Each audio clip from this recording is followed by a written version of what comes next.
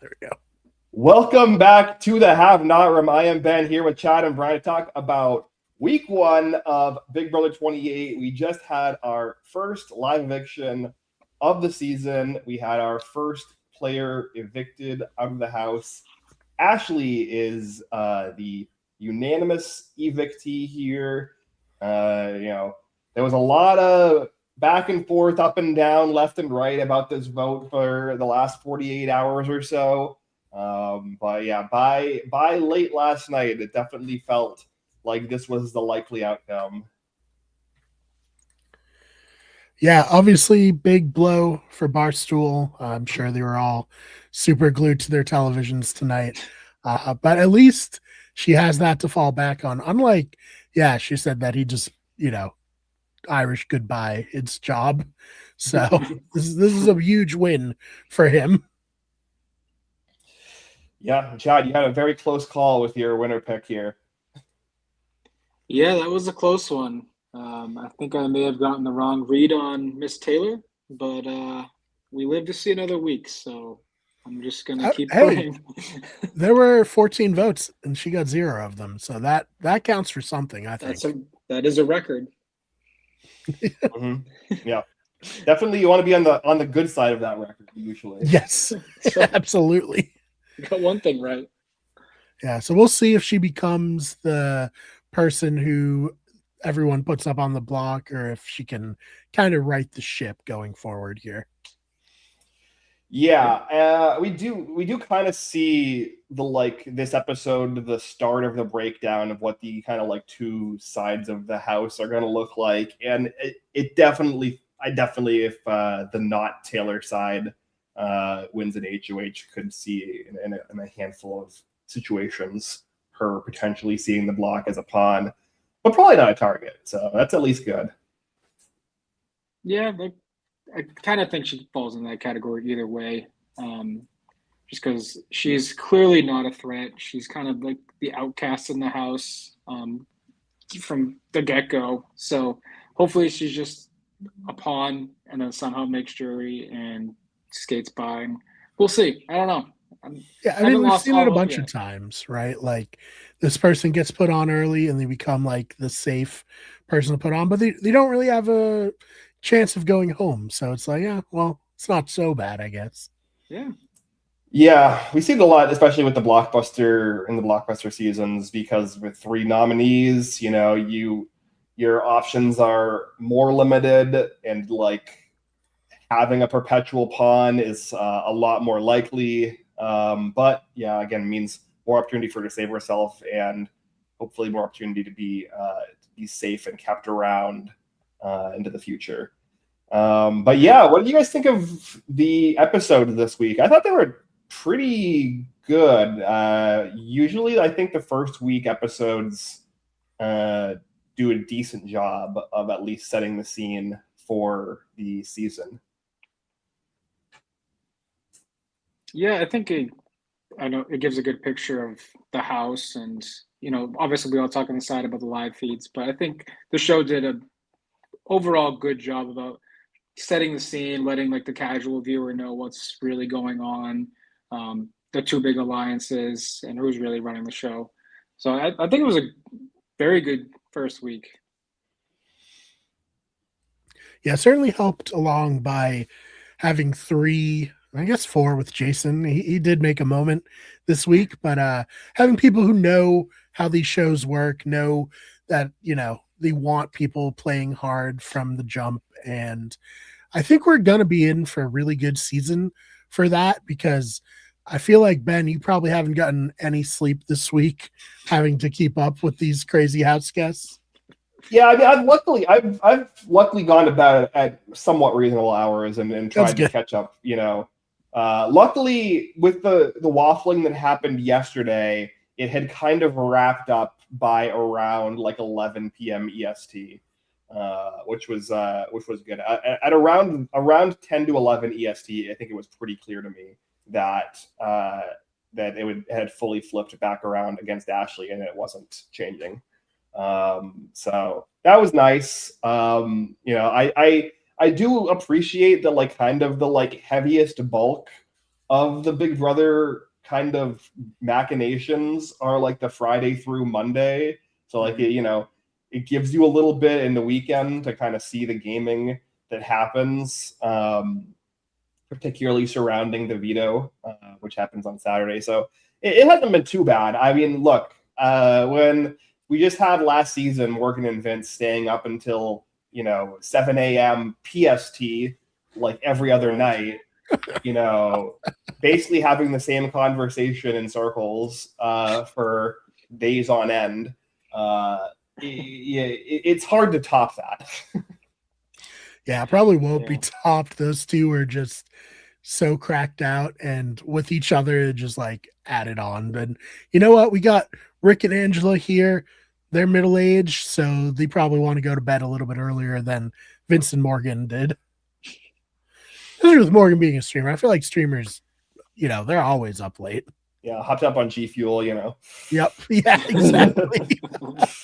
I don't have any G Fuel, but I got the cup for it. Yeah. But yeah, no, this is fun. It was kind of like a semi-slow start to the week where it really felt like the crossovers had very much like locked down the house structure and like kind of were looking to potentially just suffocate the house out of the game.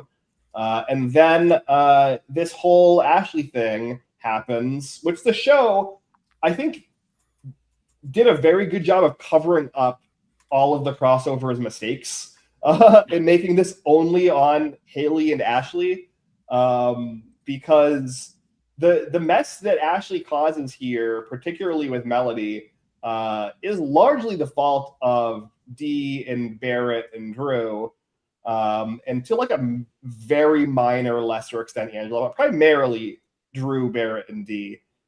Drew and Barrett, like Drew in particular, really. Like Drew is the main one who kind of like makes this mess. And so they're kind of being a little bit protected in the edit here, because they basically on Tuesday night headed into the Wednesday where the waffling happens, instructed Ashley to go and campaign with like these kind of very specific instructions that included trying to basically manufacture a split house to try to like spook people into thinking that they weren't going to be voting with the majority if they didn't vote for her to stay. And Ashley kind of extrapolates that into I'm going to list out all of these people who I think are going to vote for me to stay, and that blows up people's spots. Yeah. Interesting. It kind of just the edit made Ashley just look like an idiot. Like, why would you? You were hard on her in the edit. Feel a little bit bad for her, given the additional context.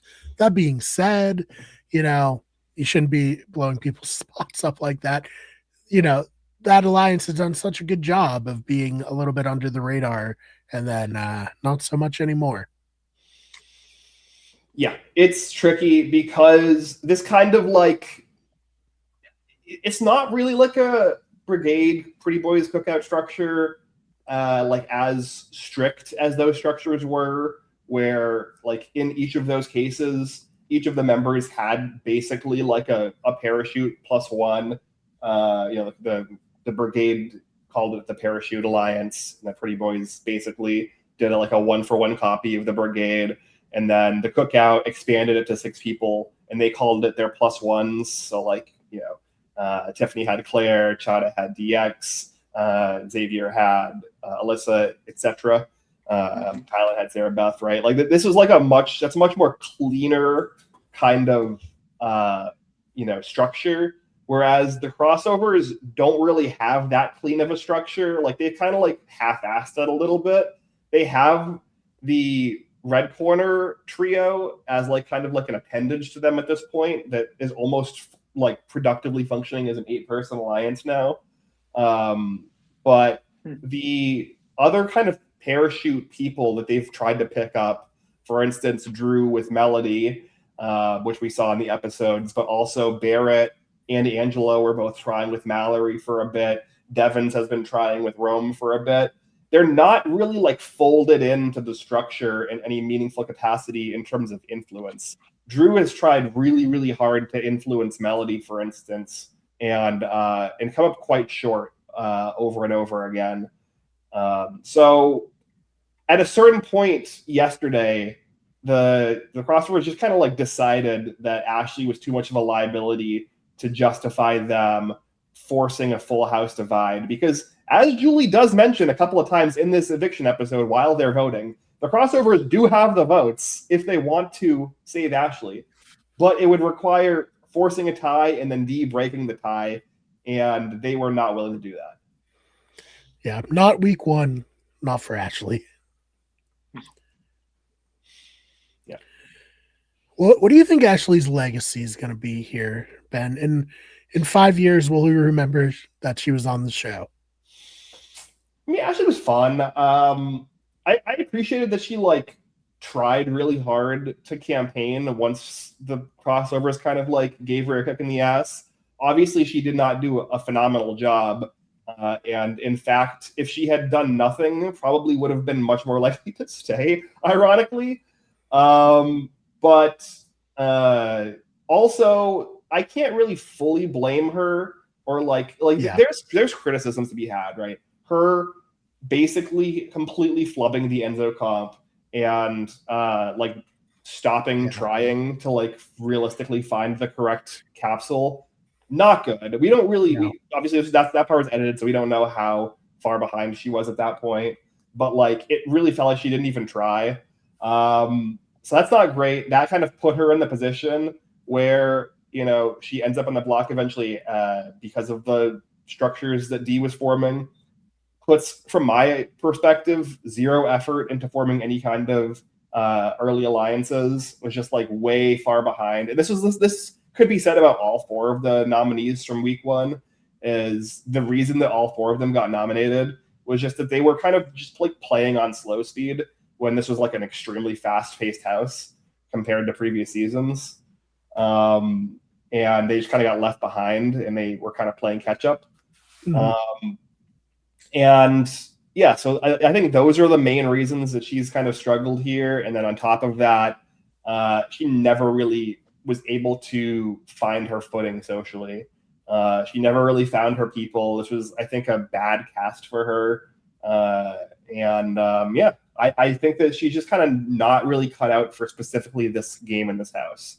It's just not really meshed with her. So I think that, like, as far as first boots go, like, the edit probably made her look worse than she was. She definitely made her share of mistakes, and the passivity did not help.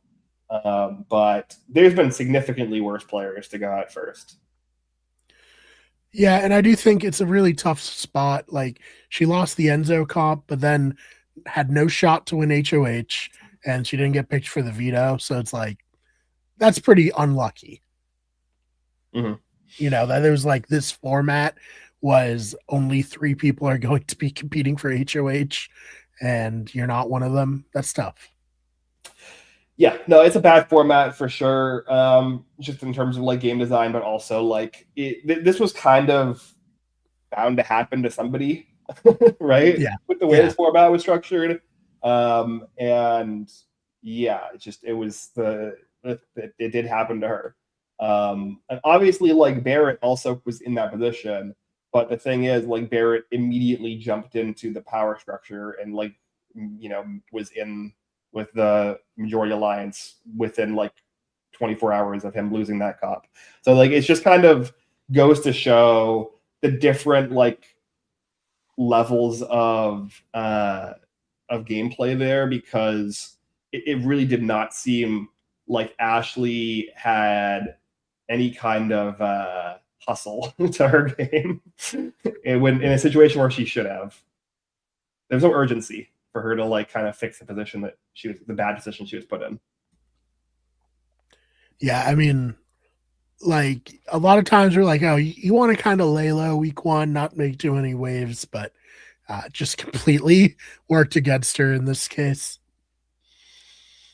Yeah, it's house based, right? Like this house, everyone's playing hard and fast. You have to play hard and fast, or you're going to get left behind. And like realistically, the people who are in the best spot right now are the people that are gaming really hard, even if it is a little bit messy. Because like it's just kind of a matter of, throw a million darts at the dartboard and enough of them are going to hit that you're going to get a few bullseyes. And like, yeah, you might like prick yourself with some of them because you're like throwing them too fast, but like, you're still going to get more bullseyes than the guy, sitting next to you trying to like carefully throw one every single hour, No, definitely. Yeah. Well, what should we expect going forward? Like, can you kind of draw the, I guess, sides of the house right now? Yeah, I mean, right now we're kind of looking at like not a clean 8-8 split, but like pretty near to an 8-8 split. I would say Yash is the closest to a free agent, given that like people have kind of been more hands off with him being on the block, and with him potentially, like, if he didn't win this blockbuster, there was for sure a chance he goes home. So like people didn't like have a ton of urgency to recruit him fully into the fold. But he probably is more close to the Rome side of things, as we saw in the episode,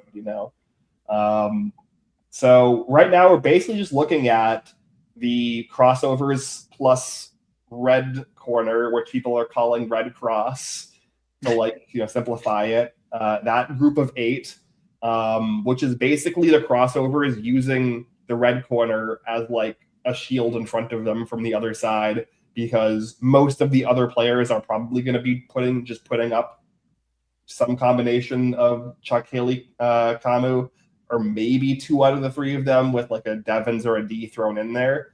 But Haley and Chuck being the primary targets from that side of the house, which is basically the intent of what the crossovers have been doing. They've been completely like throwing Haley. Anytime anything goes wrong, they just blame it on Haley. This whole situation that blew up with Ashley somehow ended up blowing back on Haley. And the show like weirdly reinforced this too, where they showed Haley showing or telling Ashley those 8 names. Like the show is also like buying into this false narrative that the crossovers are spinning that this was all Haley's fault. Which is kind of funny, but like, and kind of simplifies the narrative, I guess. But yeah, it wasn't Haley's fault. But that is like one of the reasons why, Haley is being targeted. Also, a lot of people in the house just simply don't like Haley. Her personality rubs a lot of people the wrong way. Like she has kind of a very abrasive and like forward personality that a lot of people in the house find, disliking to. So it is the nicest way to put it. So yeah, Haley and Chuck are the most likely people to be nominated and evicted from that side. And then on the other side, we have like kind of a mess of people that aren't really in an amalgam. Like they're not really in like a formalized large alliance yet. But that structure does exist to the point where they're basically functioning as one. They functioned as one in terms of like driving this vote because all of them were so pro voting out Ashley that it kind of forced the crossovers into this position. But we saw one of the kind of core pieces of this alliance on the episode tonight with the Mama's Angels, which is the Jason, Lala, Rome. To me, that 3 is the core of this other side. Those are the 3 that are playing the like hardest from the like social perspective of that side of the house. Lala is a little bit passive, and Rome is a little bit still distracted by the showmance, but those 3 are still probably the social kind of fabric of that side of the house. And then they have Taylor, who is closest to Lala, but also has like a decent relationship with both Rome and Jason. But definitely like the connection piece there is through Lala. You have Lyric, who has a good connection with Jason, and Jason, Rome, and Lyric have a 3-person alliance that they call. I think they have like a throuple name. I can't remember what it's called. I think maybe she's called Love Triangle. I can't remember what it's called, something like that. Okay. But yeah, basically like it's a showman plus Jason. Obviously, Lyric is connected to this group through Rome, and then Lyric is close to both Mallory and Melody. People are calling that trio the Littles. Mallory and Lyric have a final two. And Melody and Lyric have a final two that they recently renamed the Sirens, based off of like the musical name. You know, they're like kind of cross promotion for the Odyssey this weekend. Sure, there you go. Yeah, originally they were the Haughty Harmonies or Harmony Haughties, something like that, but they changed it to the Sirens. That's a good name too, honestly. Yeah, I mean, both are like the vibe of two women with music-based names is the idea, which is like something that people predicted in the preseason. However, with this, like, there's been a number of things that have come out with Melody over the last few days that have made both Mallory and Lyric suspicious of her, that she's basically feeding information to Drew about them, which she is. And that has like kind of drawn a little bit of a wall up. So right now, I would say of that trio, Mallory and Lyric are closest. But there's other kind of alliances that are in this sphere. There's the Four Seasons Alliance, which is Lyric and Rome, and then Melody and Drew. Melody and Drew have a final two that's fake from Drew's perspective, real from Melody's perspective. That's also kind of like loosely flirt-mancy. So this is kind of like a two couples alliance, one real couple, one fake. And they each have this season that they're named after. And is that it? That might be it. But like that's basically the sides, right? We have the crossovers plus Red Corner side, which is like very, very kind of firm. 2 5-person alliances that overlap with the Drew and Devons in the middle, one more real than the other. And then the other side is like a bunch of kind of like loosely amalgamated duos and trios that are kind of sort of functioning as a larger alliance, but not formally. I love that because it makes me feel like there could be a bit of fluidity. Obviously, tonight everyone voted the same. Whatever, it's week 1, but the longer we go, the more interconnected everything is. The more likely we'll get some drama and some interesting situations. Yeah, 100%. Yeah, I agree. I think Angela knows about the Red Cross. Well, the Red Corner. So, I mean, we were texting about, I think it's that side's going to run the show unless Angela blows it up, which is highly likely. Yeah, they haven't really shown a lot of they've talked about the Angela paranoia stuff, but the thing they showed on the episode to like indicate that Angela is paranoid is the one thing that she was kind of right about, which is that the other side is forming like more solidified alliances. There wasn't a big alliance like she has been saying, but she was correct that like Rome, Jason, and Lala at that point were solidifying an alliance. So the real actual paranoia that Angela has been dealing with for the last few days has been paranoia that Drew is either snaking them in some capacity, is going to flip on them, or is not giving them a full amount of information. And Drew's messiness, especially yesterday with the Ashley stuff, has exacerbated this a little bit. You know, she does continuously get talked down from this by usually like a Barrett or a Devons, sometimes a D. But it is definitely something to keep an eye on. And if the crossovers do implode because of internal drama, it'll almost certainly be because of Angela being paranoid that Drew is screwing them. When in fact, Drew kind of like screwed up a lot of his game yesterday to try to like keep the alliance secret while maintaining this vote potentially flipping. He like legitimately almost burnt Melody as an ally and like kind of barely saved it in the end because he was able to play off Ashley's crazy behavior as just like her being, you know, a nominee making shit up to try to like, you know, save her ass and like not like an actual real thing that she had information about. I would be very upset if I were Drew and like my game got blown up for being too loyal, but for someone just assuming I'm not being loyal, that would suck. Yep. Yeah. I mean, it'll be fun for us though. No offense, Drew. You know, kind of hoping it does happen that way. Yeah, it's something to keep an eye on, like for sure. Because I don't know if it'll be something that in the immediate will come up, because I don't think that it's really going to be pertinent in the upcoming week or two. Because, like I said, the Lalas and the Jasons and the Romes of the world, or Rome was planning on throwing the HOH, last I had heard. But the Jasons and the Lalas of the world plan to target Red Corner, and in particular Chuck or Haley. So that should potentially make it so that like Angela is like at least feeling relatively safe within herself. And then the Red Corners are planning on obviously targeting the core of the other side, in particular the Showmance. And Devins has talked about just putting the three littles in the block because he had heard information that Melody was coming after him, which was true, but then she backed off on it. But I don't think Drew had told Devins that she had backed off on it, so he still plans on targeting them. So yeah, right now, those are kind of the primary targets. It's Rome and or Lyric, and then Haley and or Chuck. Dang, Showmance might get put up on week 2. That's Yes. pretty brutal.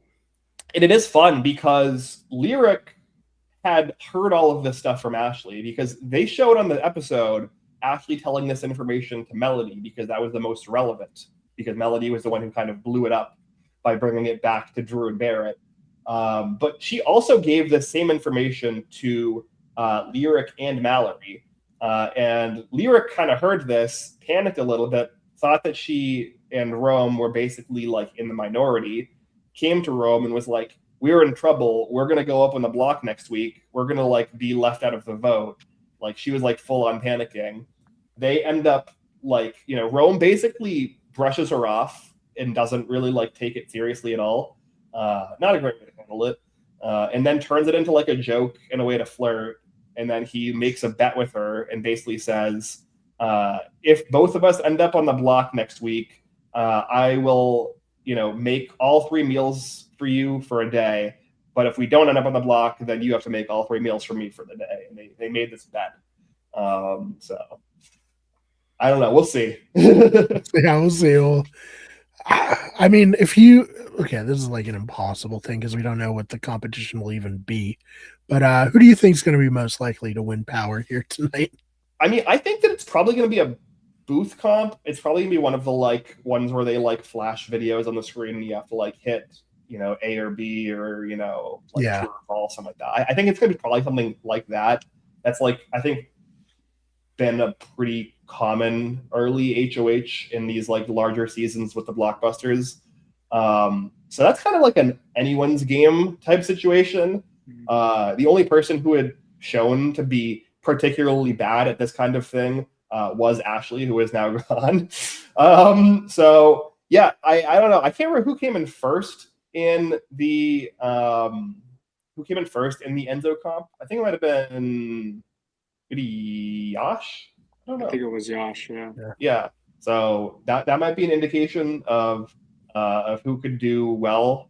A Yash HOH would be a lot of fun because I have no clue what he's going to do. He's not really like fully locked in. Like he feels good with Rome, but like, and Rome will probably try to have a little bit of influence on his HOH. But yeah, that would be, I think, one of the more interesting ones. Yeah, that was my next question: is who's going to be the most interesting HOH? I was going to say a Yash would be interesting for sure. Yeah, a Yash would be interesting. I think a Mallory would be interesting. Mallory would probably just do either Chuck Haley Kamu or Chuck Haley D. Those are kind of the 2 permutations that she's talked about doing. I don't know. I think like the issue is with these sides kind of like low-key solidifying, most of the HOH outcomes are just going to be targeting the pieces of the other side. I think a Devon's HOH would be interesting, but it might be too solidifying for the vets. But it would be kind of interesting if he does put up the 3 littles, how Drew manages the relationship with Melody, with her on the block from somebody that he's supposed to be close to, you know, hypothetically protect her from. That could be interesting drama at the very least. I don't know. There's a lot of interesting. I think Jason would be interesting. He would probably have an insane HOH-itis. Haley would also probably have insane HOH-itis and could potentially be fun. I don't know. There's a lot of potentially interesting HOHs, but there are also kind of a lot of straightforward ones. So I think Jason could be fun, especially if the whole Angela mom story comes out somehow. I think the one interesting one would be Lyric, because Lyric has started to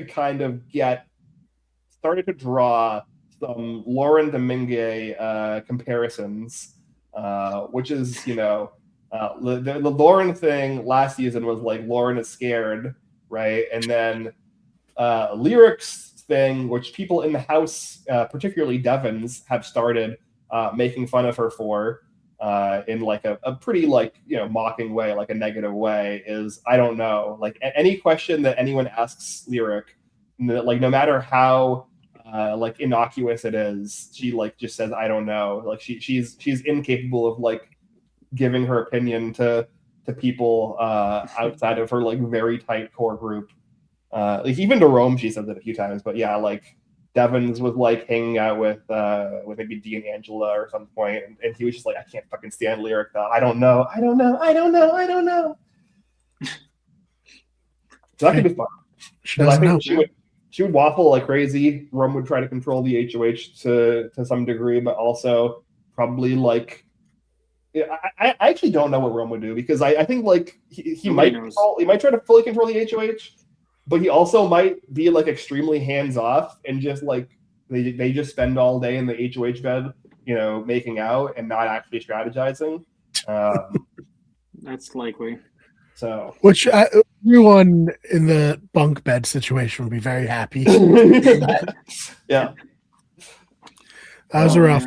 Was it Yash and Mallory? Mallory, both just I need to get the fuck out of here. Mm-hmm. You got to be respectful of your housemates. Come on. No, they were just whispering, Brian. That's the cover that they've been telling you. They just, because Lyric lost her voice, they just have to whisper really, really close to each other. Yeah, that makes sense. Perfect cover. Yeah, they're definitely not making out, and everyone doesn't definitely know that they're in a very open showmance. Yeah, it's crazy. So quick, but you know what? Good for them, I guess. Yeah. In every sense. I was going to say, is it possible that they were shifted over from Love Island casting, but that hasn't been on CBS for a long time, so unlikely. Yeah, I mean, there's definitely a lot of jokes this season about there being a lot of Love Island rejects. This is, I believe, the most single cast that we've had in a long time. Everyone in the cast except for Devons and Angela, I believe, are single. That's crazy. Yeah. So. We also have, I guess we haven't talked about this. We're talking about showmances. There is another potential showmance that is in the early stages, but they're very much at this point trying to not. They're as opposed to Rome and Lyric, who are going to fully make out multiple times a day and then try to gaslight everyone to saying that they're not a showmance. This other pair is actually trying to be a little bit more subtle about it, and that would be Dee and Barrett are currently in this flirt-mance situation. Really? Definitely not accelerated to the Lyric and Rome level yet, but lots of cuddling. Listen, Dee loves a showmance. All right, whether Survivor, The Challenge, or now Big Brother, Dee's gonna be in a showmance. Yeah. I mean, look, it worked out for her on Survivor 45, right?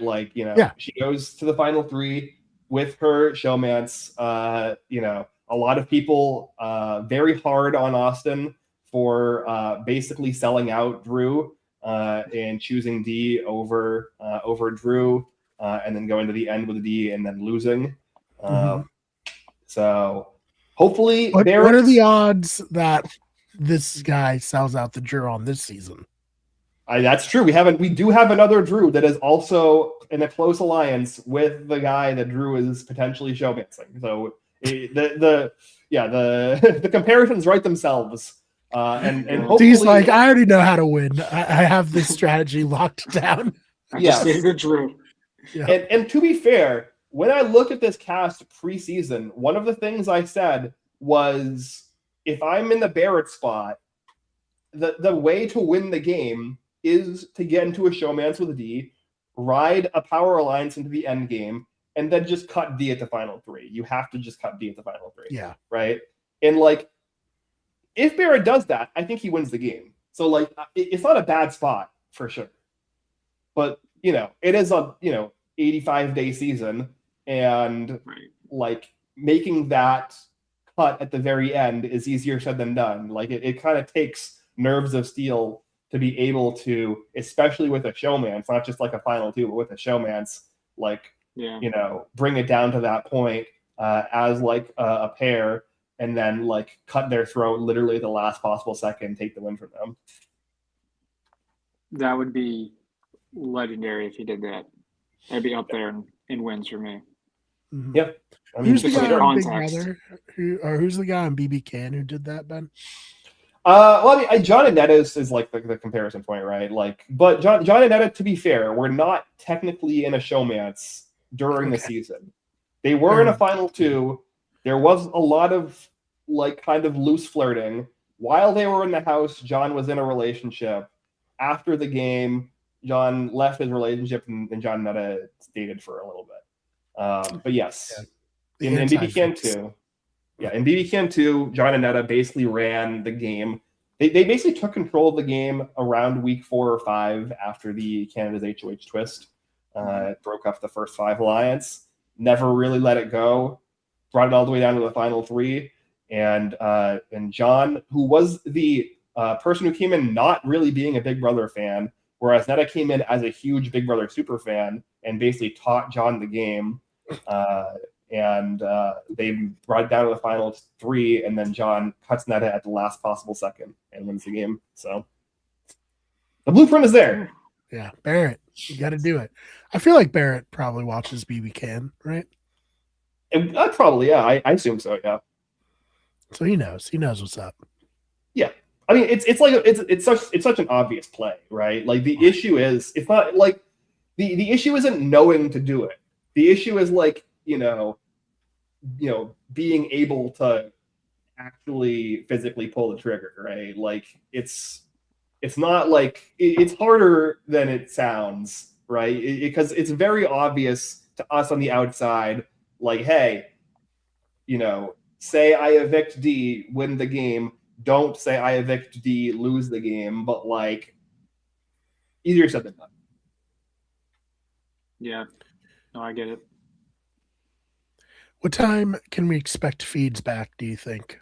Well, this is the thing, because especially last season with the Blockbuster, we hadn't gotten feeds back until closer to like 2 or 3 a.m. EST a lot of the times on the Thursday nights. However, they have been very good about getting the feeds up quickly right after, like, usually when they say, oh, feeds are going to go live at X time, in historical sense, it's taken potentially another 30 to 45 minutes before the feeds actually fully come on. But on Friday night, they said feeds are on 9 p.m. at the very end of Unlocked. And I'm pretty sure the feeds actually came on like slightly before Unlocked fully ended. So like they've actually been on top of it. They've been better about like getting the feeds up after the EST episode, because I think one of the main reasons they waited up until like further into the night EST was they wanted the full like PST episode to finish, and then they would have the HOH still running late, and then even when the HOH competition had finished, they still weren't turning it on for a couple hours. So I'm hopeful that the feeds come back on before midnight. That's historically before these Blockbuster seasons, when the feeds would normally come back around 11:30 to midnight EST. Yeah. All right. Well, I'm excited for that. I can't wait to see who wins HOH. I feel like this season is really off and running, despite a unanimous eviction tonight. I do think that it's going to be a very entertaining season. Yeah. We have HOH to look forward to tonight. We have noms tomorrow. And as was teased at the end of the eviction episode, we do have this BB time capsule twist starting tomorrow. Tomorrow, at some point, somebody will be told that they have won the vote. They'll be brought into the secret room, probably in the upstairs one that they do some of the comps in.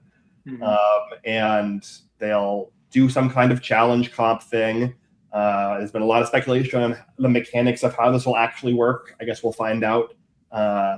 We may find out tomorrow in the feeds if the person talks to the cam or talks to an ally about it. Or we might just have to wait until Sunday night's episode to see exactly how it plays out. But we should hopefully by this time tomorrow know who went into the time capsule and whether or not they won the power or got the punishment. So we have any speculation on that, because I think there are some early contenders for who is likely to be getting this power, or at least getting the opportunity to get this power. Yeah, I think any of the three vets, very likely they're going to be voted there. I'll say the casuals don't love Angela, but I feel like they'll probably love Rick Devens. So I think he's going to be the one to get this first shot. Yeah, I agree. I think Devens will get it first. I also agree. I think Devens is also the most likely person to get it. So that'll be fun if that's the case, to see what Devens does. So I do think right now Devens is probably in the best position in the house. He does. I don't know if he has as strong of a pull on the far side. He does have a really good one-on-one bond with Rome. Him and Rome have had a number of one-on-one check-ins to the point where I think like Devens would be protected by Rome. And one of the main reasons why Jason and Lala moved off Devens as a target in the short term was because of this connection that he had formed with Rome. And that's why they're looking at the primarily targeting the 3 red corner trio. And maybe even putting up Angela instead of Devens, but even they've moved off of Angela and might put up like a potential, potential Drew or potential D instead as a potential renom. So Devens is actually pretty well covered right now. There's like a couple of outside possibilities where he ends up as a renom, but even there, it's kind of like a little ticky-tack about whether he would be the primary renom option.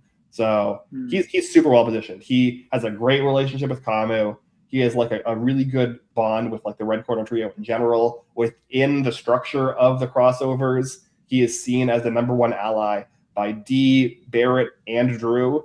That's 3 out of the other 4 members of the Alliance that see him as their number one within the Alliance.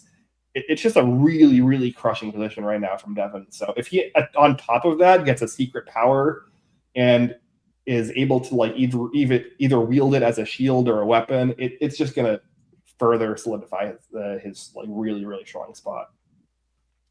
Yeah, I think it'll be interesting to see how it works, because I wasn't really thinking about it, but now that we know it's a secret thing and that nobody knows except for the person who wins it, unless obviously if they tell someone. Imagine if they lose it, like in the punishment, like what if the punishment is like getting locked up like Dan did for 24 hours? Like how are they they can't really keep that a secret. I wonder if the punishment's effective like right away. Because if you win something, you can either keep it in your pocket or they say you got to use it in 4 weeks, what pre-jury, whatever. So I'm interested to see how that kind of plays out. Yeah, I assume the punishment has to be. I was gonna say, I assume the punishment has to be public, right? Like it would be kind of impossible for it to not be public. Because Right. like you said, like a 24-hour solitary confinement is something that people have brought up as an option.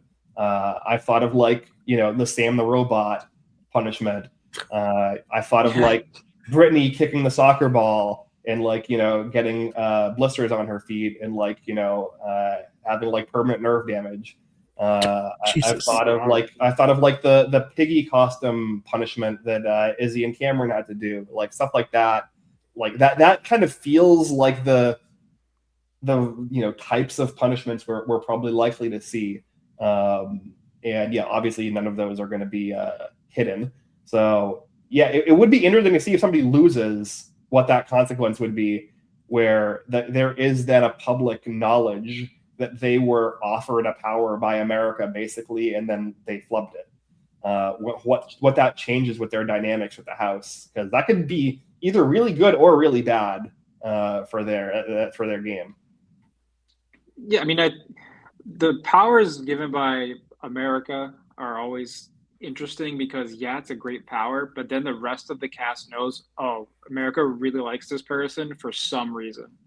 So it's kind of like a double-edged sword in a way. But I think it'd be even worse if they lose because now it's like one, you lose, you have to deal with the punishment, and two, now the cast immediately knows who got picked. Yeah. Yeah. Go ahead, Brian.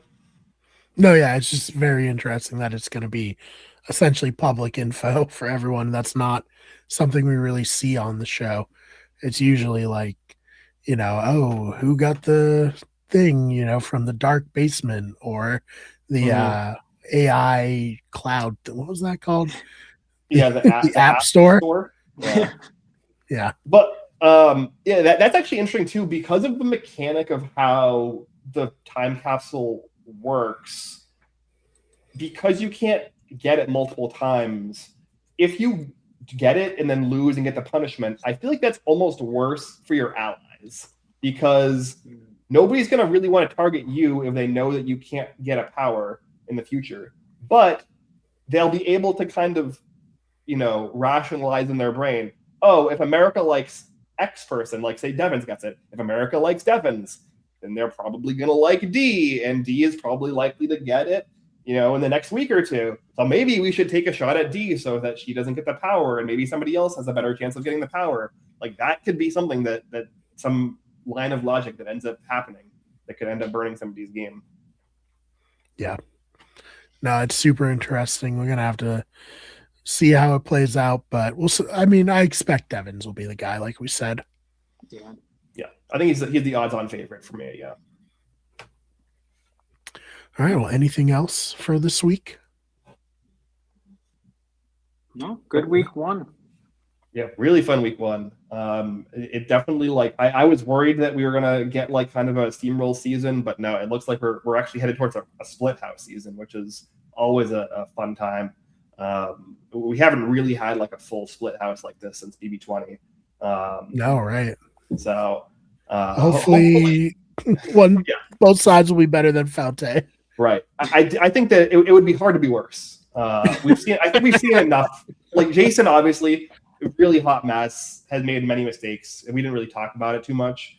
But I do think that, like, at least from like an active game participation perspective, Taylor spends a lot of time in bed alone reading the Bible, and Yash has kind of been wishy-washy in terms of his activity, and Lyric doesn't really game particularly hard with people outside of her direct bubble. But I think that a lot of these players do have a good head and shoulders. I think Rome is really good when he's locked in and not distracted by Lyric. I think Lala has a lot of potential.